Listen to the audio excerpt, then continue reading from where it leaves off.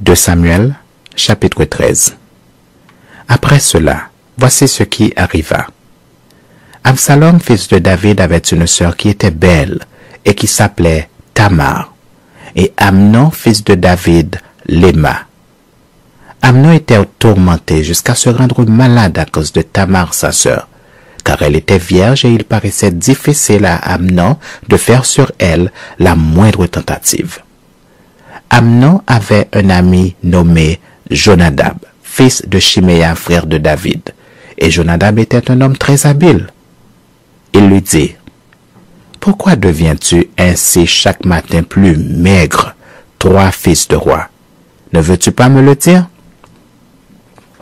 Amnon lui répondit, « J'aime Tamar, sœur d'Absalom, mon frère. » Jonadab lui dit, « Mets-toi au lit et fais-le malade. Quand ton père viendra te voir, tu lui diras, « Permets à Tamar, ma sœur, de venir me donner à manger, qu'elle prépare un mets sous mes yeux, afin que je le voie et que je le prenne de sa main. » Amnon se coucha et fit le malade.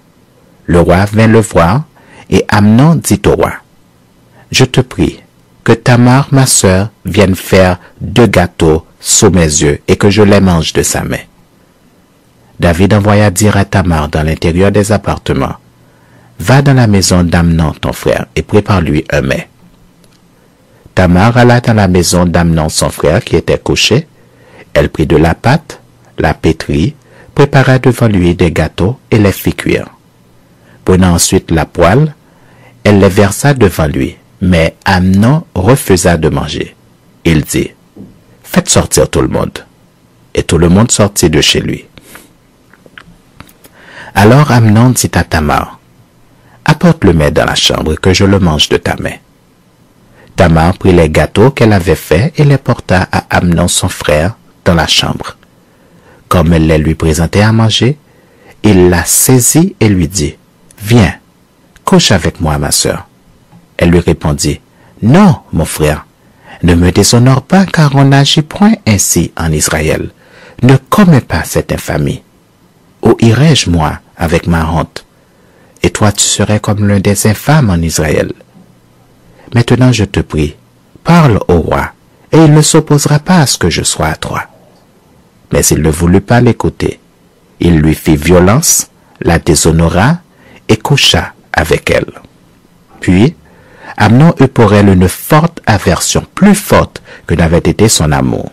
Et il lui dit, « Lève-toi, va-t'en. » Elle lui répondit, « N'augmente pas en me chassant le mal que tu m'as déjà fait. » Il ne voulut pas l'écouter, et appelant le garçon qui le servait, il dit, « Qu'on éloigne de moi cette femme et qu'on la mette dehors, et ferme la porte après elle. » Elle avait une tunique de plusieurs couleurs, car c'était le vêtement que portaient les filles du roi aussi longtemps qu'elles étaient vierges.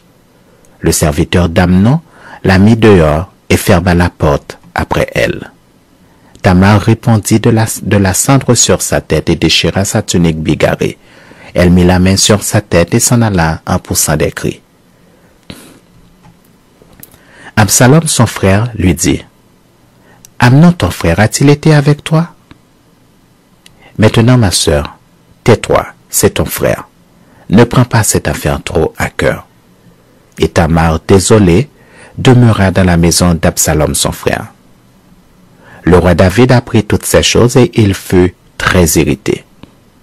Absalom ne parla ni en bien ni en mal avec Amnon, mais il le prit en haine parce qu'il avait déshonoré Tamar, sa sœur. 2 ans après, comme Absalom avait les tondeurs à Baal-Hatzor près d'Éphraïm, il invita tous les fils du roi. Absalom alla vers le roi et dit, « Voici ton serviteur à les tondeurs, que le roi et ses serviteurs viennent chez ton serviteur. » Et le roi dit à Absalom, « Non, mon fils, nous n'irons pas tous, de peur que nous ne te soyons à charge. » Absalom le pressa, mais le roi ne voulut point y aller, et il le bénit.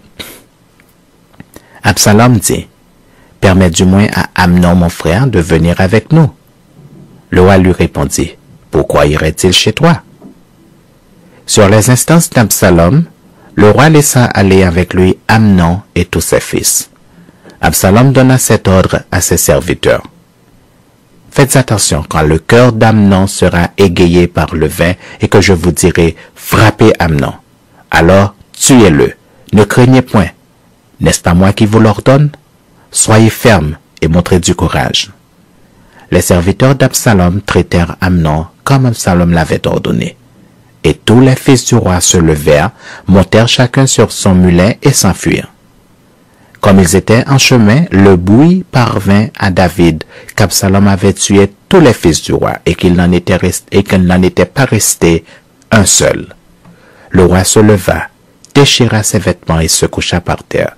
Et tous ses serviteurs étaient là, les vêtements déchirés. Jonadab, fils de Shiméa, frère de David, prit la parole et dit, « Que mon Seigneur ne pense point que tous les jeunes gens, fils du roi, ont été tués, car Amnon seul est mort. Et c'est l'effet d'une résolution d'Absalom depuis le jour où Amnon a déshonoré Tamar, sa sœur. Que le roi mon Seigneur ne se tourmente donc point dans l'idée que tous les fils du roi sont morts, car Amnon seul est mort. » Absalom prit la fuite. Or, le jeune homme placé en sentinelle leva les yeux et regarda, et voici une grande troupe venait par le chemin qui était derrière lui, du côté de la montagne. Jonadab dit au roi, « Voici les fils du roi qui arrivent. Ainsi se confirme ce que disait ton serviteur. » Comme il achevait de parler, voici les fils du roi arrivèrent. Ils élevèrent la voix et pleurèrent. Le roi aussi et tous ses serviteurs versèrent d'abondantes larmes. Absalom s'était enfui, et il alla chez Talmaï, fils d'Amihur, roi de Géshur. Et David pleurait tous les jours son fils. Absalom resta 3 ans à Géshur où il était allé après avoir pris la fuite. Le roi David cessa de poursuivre Absalom, car il était consolé de la mort d'Amnon.